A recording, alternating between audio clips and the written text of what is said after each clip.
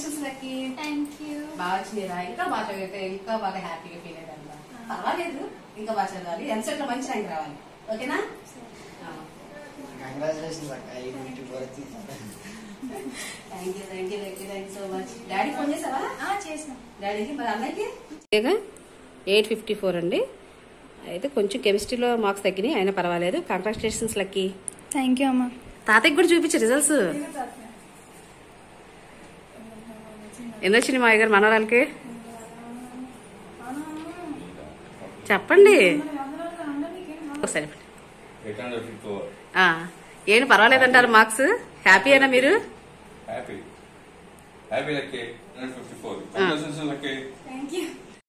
తెలుగు సంవత్సరం మొదలై అప్పుడే 15 రోజులు పూర్తయింది. అంటే దాని అర్థం చైత్ర పౌర్ణమి వచ్చింది. ఈరోజు చైత్ర పౌర్ణమి, ఇంకా హనుమాన్ జయంతి కూడా. ఈ విశేష పర్వదినం రోజున ఒక విశిష్టత కూడా ఉందండి. అది మీకు వీడియో చూసినప్పుడు అర్థమై ఉంటుంది. ఈ రోజున సూర్యోదయం నుంచి సూర్యాస్తమయం వరకు నేను ఇంట్లో చేసేటువంటి పూజా విధానం అంతా కూడా మీకు షేర్ చేయబోతున్నాను. వీడియో ఎక్కడ స్కిప్ చేయకుండా చూడడానికి ప్రయత్నించండి. మనం ఏదైనా సాధించాలి అని అనుకున్నప్పుడు ఎవరెస్టే ఎక్కాల్సిన అవసరం లేదు. చిన్న చిన్న విజయాలు కూడా ఎవరెస్ట్ ఎక్కినటువంటి సంతోషాన్ని అయితే ఇస్తాయి. అందులో మా పాప ఇంటర్మీడియట్ రిజల్ట్స్ కూడా నాకు అంతటి సంతోషాన్ని ఇచ్చాయనే చెప్పాలి. పేరెంట్స్గా ప్రతి ఒక్కరు కూడా వారి యొక్క పిల్లల యొక్క భవిష్యత్తులో ఎదుగుదల, అలాగే చదువులో రాణించటము, ప్రతి సంవత్సరం వాళ్ళు చదువుతున్నప్పుడు ఎగ్జామ్స్లో పాస్ అయినప్పుడు ఆ రిజల్ట్స్ చూసి మనం ఎంతో సంతోషిస్తూ ఉంటాం. అటువంటి సంతోషం నాకు ఈ చైత్ర పౌర్ణమి, హనుమాన్ జయంతి రోజున ఇంటర్మీడియట్ రిజల్ట్స్ రూపంలో కనిపించాయండి. మా పాప ఎంత సాధించినా తన కష్టానికి ప్రతిఫలం అనుకుంటాను.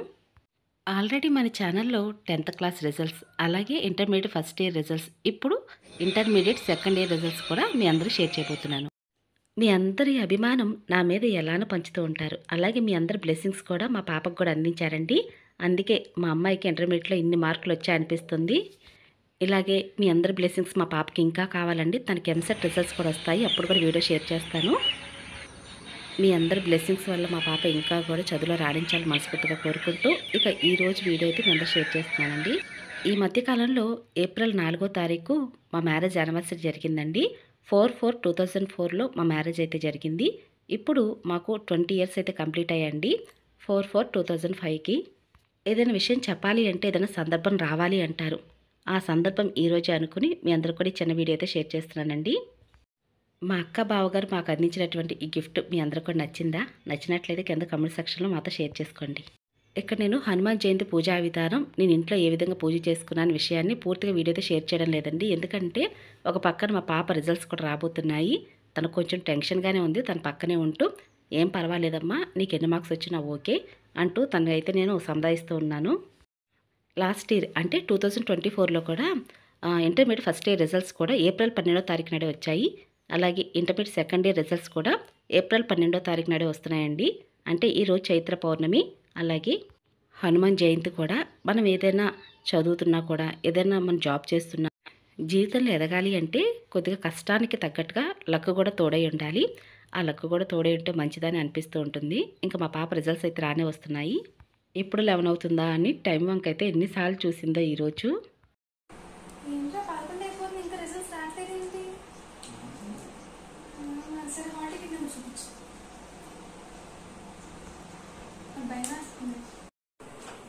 పదకొండు గంటలకి అన్నట్టున్న రిజల్ట్స్. అవునా? ఇప్పుడు మరి ఇంకా టైం పడుతుందేంటి రిజల్ట్స్ రావడానికి?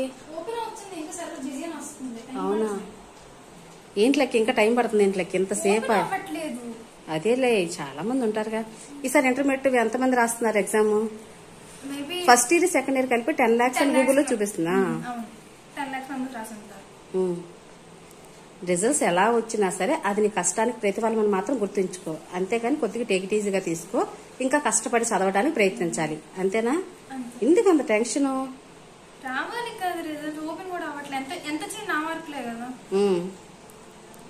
వాసు, లక్కీ అక్క కన్నా నీకు ఎక్కువ టెన్షన్ అయిపోతున్నట్టుంది. ఇక్కడ చూస్తారు కదండి, అబ్బాయి వచ్చేసి వాసు మొన్నే 10th క్లాస్ ఎగ్జామ్స్ కూడా రాశాడు. ఒకవేళ 10th క్లాస్ ఎగ్జామ్స్ రిజల్ట్స్ వచ్చినా కూడా నేను ఒకసారి యూట్యూబ్ లో మీ అందరికి కూడా చెప్తాను.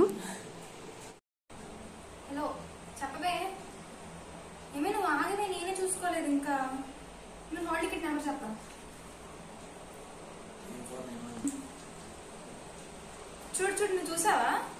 నాది ఇంకా ఓపెన్ అవ్వట్లా, సర్వర్ బిజీ అని వస్తుంది. నాది కూడా చూడవా? నేను పంపిస్తాను నీకు హాల్ టికెట్ నెంబర్. ప్లీజ్ నాది కూడా చూడవే ప్లీజ్. సరే. ఇంకా ఇంట్లోకి టైం పడుతుంది. ఇంక ఇప్పుడు 11:15 అయిపోతుంది. ఓపెన్ అయిందా? ఇది ఎన్ని వచ్చినాయి మార్క్స్? చూపించు. దీని ప్రతిదీ కూడా క్యాప్చర్ చేస్తున్నాను. ఇది చూడు, మరి బ్లర్ వస్తున్నట్టుంది. సరే చూడు. ఏది మార్క్స్? ఇవి సెకండ్ ఇయర్ వాళ్ళకి బాబాయ్ చూసి పంపించారా? అవును. ఏది ఇప్పుడు చెప్పు, మార్క్స్ చూపించు. మార్క్స్ ఎంత? ఫస్ట్ ఏంటి ఏమొచ్చింది చెప్పు. ఇంగ్లీష్ పేపర్ 1 లో, ఇంగ్లీష్ పేపర్ 1 లో 93, అదే పేపర్ 2 లో 93, సాంస్క్రిట్ పేపర్ 2 లో 92, మ్యాథ్స్ 2A లో 73, మ్యాథ్స్ 2B లో 52, ఫిజిక్స్ లో 49, కెమిస్ట్రీలో 34, ప్రాక్టికల్ ఫిజిక్స్ 30, కెమిస్ట్రీ ప్రాక్టికల్ 27. ఇప్పుడు మొత్తం వరగా చెప్పు. ఫస్ట్ ఇయర్ ఏమో, ఇప్పుడు సెకండ్ ఇయర్, ఇది సెకండ్ ఇయర్ మార్క్స్ కదా. ఫస్ట్ ఇయర్ మార్క్స్ 404 వచ్చాయి. సెకండ్ ఇయర్ మొత్తం టోటల్ చెప్పు. టోటల్ వచ్చేసి 854. 854.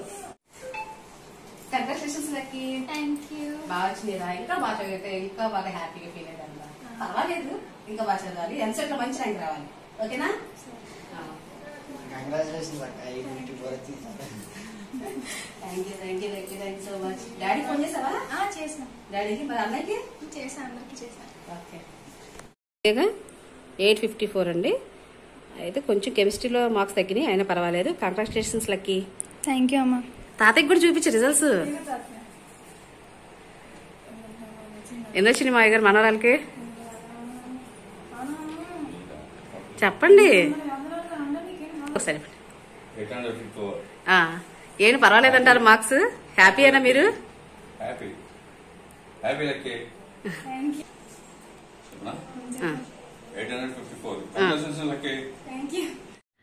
మార్నింగ్ అంతా కూడా ఇలా రిజల్ట్స్తో టైం అంతా గడిచిపోయిందండి. ఇంకా ఈవినింగ్ టైము చైత్ర పౌర్ణమి, లక్ష్మీదేవి అమ్మవారికి కూడా పూజ చేసుకుంటూ ఉంటాను. అలాగే ఈరోజు నాకు క్షీరదీపం పెట్టడం చాలా విశేషం కదా. మీలో ఎంతమంది చైత్ర పౌర్ణమి వేళ హనుమాన్ జయంతి పూజ, అలాగే లక్ష్మీదేవి అమ్మవారికి పూజ ఎలా చేసుకున్న విషయం కూడా కింద కామెంట్ సెక్షన్ షేర్ చేయండి. ఈ ఇంటిపైన అయితే ఈ జెండా ఎప్పుడు కూడా రెపరెపలాడుతూ ఎగురుతూ ఉంటుందో అక్కడ విజయమే ఉంటుందట. ఇక సాయంత్రం వేళ అయింది. సాయంత్రం వేళ కూడా అమ్మవారి పూజ చేసుకోవాలి కదండి. అందుకని ఇల్లు వాకిలి శుభ్రం చేసుకుంటున్నాను. ఇప్పుడు కూడా ఇంటి వాకిలి ముందు ముగ్గు వేయటం, అలాగే గడపకి నిండుగా పసుపు రాసి ముగ్గులు పెట్టుకోవటం, అలాగే చిన్న దీపం వెలిగించడం, ఇవన్నీ కూడా నాకున్నటువంటి అలవాటు. పెద్ద పెద్ద ముగ్గులు వేయటం అయితే రాదండి. ఏదో చిన్నపాటి ముగ్గులు అవి వేస్తూ ఉంటాను. ఎక్కువగా కమల పుష్పాలు వేస్తూ ఉంటానండి. నాకు చాలా ఇష్టం అండి కమల పుష్పం అంటే.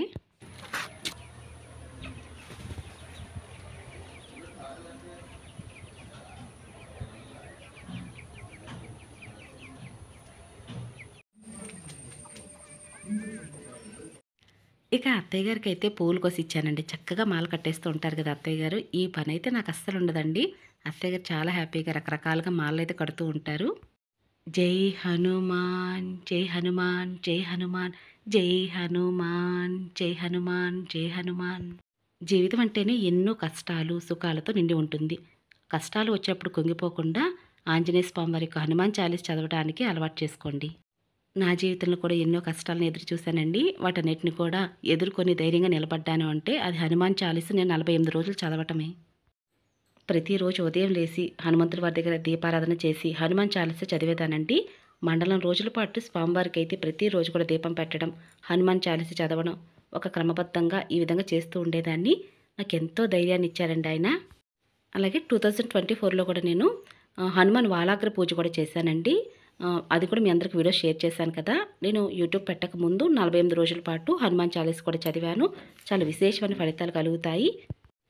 ఇంకా సాయంత్రం 6:30 సమయం అయిందండి. ఇంకా అప్పటికే దీపారాధన చేశాను. లక్ష్మీ అష్టోత్తరం చదివాను, అలాగే అష్టలక్ష్మి స్తోత్రం చదివాను. క్షీరదీపం కూడా వెలిగించానండి. సపరేట్గా పూజాపీఠం అయితే ఏర్పాటు చేయలేదు. దేవుని మందిరంలోనే పూజ చేసుకున్నాను. హనుమాన్ జయంతి పూజా విధానము, అలాగే చైత్ర పౌర్ణమి వేళ లక్ష్మీదేవి అమ్మను ఆరాధించినా కూడా నేను పూజా మందిరంలో పూజ అయితే చేసుకున్నానండి. ఇప్పుడు సమయం 6:30 అవుతుంది. పౌర్ణమి నాటి చంద్రుడిని చూస్తూ ఉంటే చాలా సంతోషంగా ఉంటుంది. పూర్ణిమ బింబం వల్లే చూడడానికి చాలా అందంగా కనిపిస్తాడు కదా ఆ చంద్రయ్య. మనశ్శాంతి కోసం మీరు అందరూ కూడా ఈ క్షీరదీపాన్ని ప్రతి పౌర్ణమి వేళ సాయంత్రం వేళ ఇలా వెలిగిస్తే చాలా మంచిదండి. పౌర్ణమి తిథి సమయాల్లో ఉదయం వేళైనా వెలిగించవచ్చు. అంతే కదండి, ఎంత డబ్బు ఉన్నా కూడా మనశ్శాంతి తప్పనిసరిగా కావాలి. చంద్రుడు మనస్కారకుడు కాబట్టి మనశ్శాంతి కోసం భగవంతుని ఈ విధంగా దీపం అయితే వెలిగించి నమస్కరించి పూజించండి. పూజలో లోపం ఉన్నా కూడా భక్తిలో లోపం ఉండకూడదు. మనస్ఫూర్తిగా అమ్మను పూజించండి. క్షీరదీపం ఎలా పెట్టాలి అనే విషయాన్ని మన ఛానల్లో చాలా వీడియోస్ ద్వారా షేర్ చేస్తున్నానండి. మీరు ఎవరైనా మిస్ అయినట్లయితే ఆ వీడియోస్ కూడా చూడండి, చాలా క్లియర్గా ఉంటుంది. క్షీరదీపం ఎలా వెలిగించాలి, వెలిగించిన తర్వాత ఆ క్షీరదీపం ఏం చేయాలనే విషయం కూడా షేర్ చేస్తున్నాను. లక్ష్మీదేవి అమ్మవారికి చక్కగా తెల్లని పువ్వులు అలాగే గన్నేరు పూలతో మాలను అయితే అత్తయ్య గారు కట్టారండి. ఇంకా 100 వరహాల పూలతో కూడా మాలను కట్టారు. ఇంకా పార్వతీ పరమేశ్వరులకి ఆ శ్రీ మహావిష్ణువు లక్ష్మీదేవి అమ్మవారికి కూడా ఈ మాలను అలంకరణ చేశాను. అలాగే అటుకులు బెల్లము నైవేద్యంగా పెట్టాను. మీకు ఈ వీడియోలో కష్టానికి ప్రతిఫలంతో పాటుగా లక్కు కూడా తోడే ఉండాలని చెప్పాను కదా. ఆ లక్కు ఎలా వస్తుంది అంటే హయగ్రీవ స్వామివారిని పూజించాలండి. చదువుల దేవుడు హయగ్రీవుడు కాబట్టి హయగ్రీవ స్వామివారిని పూజించేటప్పుడు మంత్రం కూడా ఉంటుంది. ఆ మంత్రాన్ని కూడా ప్రతిరోజు పిల్లల చేత చదివించండి. తప్పనిసరిగా పిల్లలు చదువులో మందబుద్ధిగా ఉన్నా లేదా చదువులో ప్రగతి సాధించాలన్నా చాలా చక్కగా ఉపయోగపడుతుంది. అయితే ఇక్కడ మీరు చూస్తుంది ఏంటి అంటే మన సబ్స్క్రైబర్స్ మా ఊరి గ్రామదేవత అమ్మవారికి విరాళం అయితే ఇచ్చారండి. అందులో రాజేశ్వరి ఎల్పి గారు అలాగే ఉషారావు గారు వారందరికీ కూడా ఈ విధంగా వారు ఇచ్చినటువంటి డేట్ ప్రకారంగా ఇక్కడైతే విరాళం అయితే రాస్తున్నారండి. గంగానమ్మ మాలచ్చమ్మ పోతురాజు గారు ఆలయం అయితే నిర్మిస్తున్నారండి మా చిన్న గ్రామంలో. అందరికీ కూడా థ్యాంక్ యూ సో మచ్ అండి. ఇంకా ఎవరైనా సరే మా ఊరి గ్రామదేవత అమ్మవారికి విరాళం ఇద్దామనుకుంటే ఇన్స్టాగ్రామ్లో నాకు మెసేజ్ చేయండి. మీరు చేసే చిన్నపాటి సహాయం అయినా సరే అది మాకు పెద్ద మేలునే చేస్తుందండి. ఇక ఇదేనండి ఈరోజు వీడియో. మీ అందరికి నచ్చింది అనుకుంటున్నాను. నచ్చినట్లయితే మాత్రం ప్లీజ్ వీడియోని లైక్ చేసి షేర్ చేయండి. మరొక మంచి పూజా విధానంతో మళ్ళీ కలుసుకుంటానండి. ఇక అప్పటి వరకు నమస్కారం అండి.